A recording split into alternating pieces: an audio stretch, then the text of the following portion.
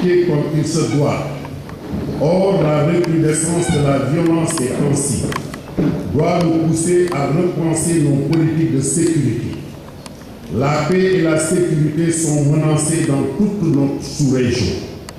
Cela traduit, s'il en était besoin de le rappeler, l'urgence de revenir à la charge pour dire que nous devons agir.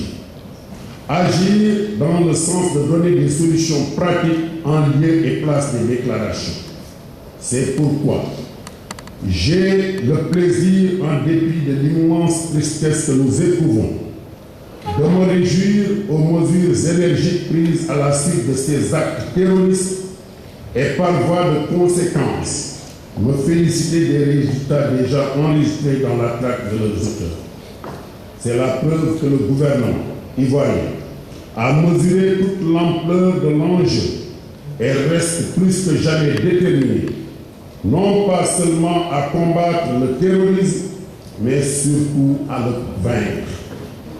Excellence, Monsieur le Président, nous connaissons l'ennemi, c'est la haine.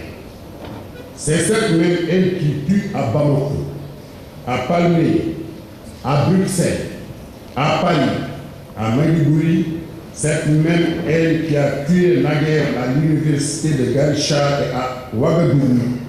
Alors, de toute évidence, cet ennemi, nous ne pouvons le vaincre qu'ensemble, par la mutualisation de nos forces, j'allais dire l'expression de la solidarité de notre communauté, par nos armes relevant de la vitalité de notre démocratie, par nos institutions symbolisant l'état de droit.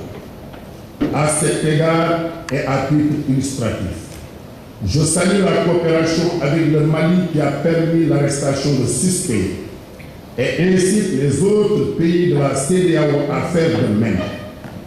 Autrement dit, l'exemple de la coopération entre le Nigeria, le Cameroun, le Niger et le Tchad, qui a permis d'ailleurs de réduire de manière substantielle la capacité de nuisance de Boko Haram, nous encourage à persévérer dans cette voie.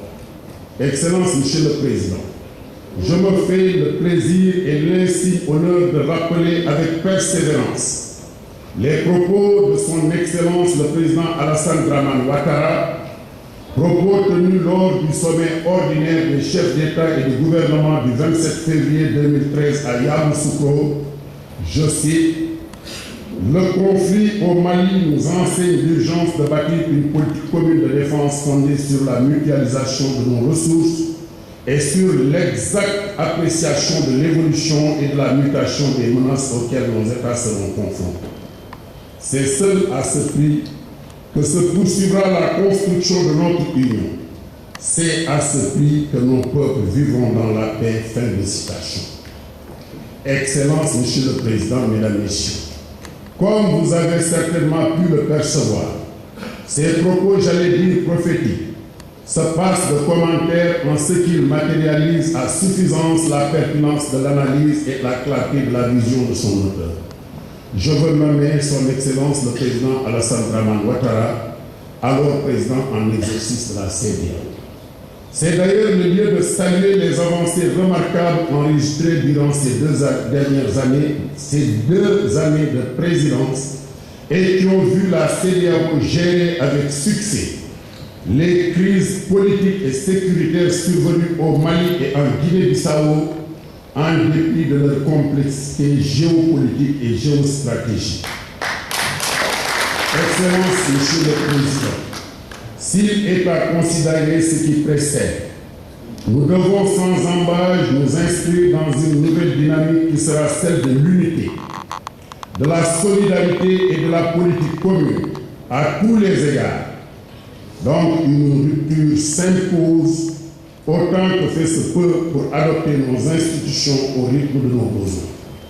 Ce faisant, si le Parlement de la CEDEAO que je préside n'est plus à présenter, je me vois tout de même dans l'obligation de souligner que sa 4e législature s'est installée il y a seulement 3 mois.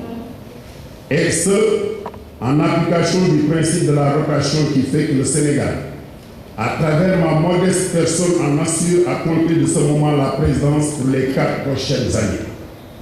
D'emblée, Nous venons ainsi d'achever notre première session extraordinaire tenue à Abuja du 11 au 15 avril 2016 et je profite de cette occasion pour informer votre auguste assemblée des points saillants qui ont sanctionné nos délibérations. Il s'agit notamment de l'adoption du plan stratégique 2016-2020 du Parlement, de la feuille de route relative à la relance du processus de renforcement de ses prérogatives, de l'examen du budget 2016 du Parlement en vue de son ajustement. À cet égard, je tiens à porter à votre aimable attention que le plan stratégique 2016-2020 adopté par notre session extraordinaire qui vient de s'achever a inscrit cette question parmi les objectifs stratégiques de la législature en cours. L'article 90 du règlement intérieur de la 4e législature est entièrement consacré aux relations entre le Parlement de la CEDEAO et les parlements nationaux des États membres. Il s'agit entre autres de promouvoir la coopération interparlementaire au sein de l'espace communautaire en activant divers mécanismes, parmi lesquels figure d'une part la possibilité pour le président du Parlement de la CEDEAO d'adresser des messages aux sessions des parlements nationaux et vice-versa, et d'autre part l'installation de points focaux du Parlement de la CEDEAO au sein des parlements nationaux. Notre présence à cette session prouve une fois de plus votre sens de l'anticipation et j'ose avancer que cette invitation servira de tremplin pour dynamiser l'institutionnalisation de ce mécanisme novateur d'échange et de coopération entre le Parlement de la CEDEAO et les parlements nationaux. Pour conforter une telle perspective, il va de soi que l'outil le plus déterminant pour la promotion de la coopération interparlementaire demeure la conférence des présidents des parlements de l'Afrique de l'Ouest, qui devrait regrouper annuellement les chefs d'institutions parlementaires de notre sous-région. En tout état de cause, ceci serait à coup sûr un cadre idéal de partage d'informations et d'échanges pour de grands enjeux de l'intégration. Il nous faut donc agir pour réactiver cet outil.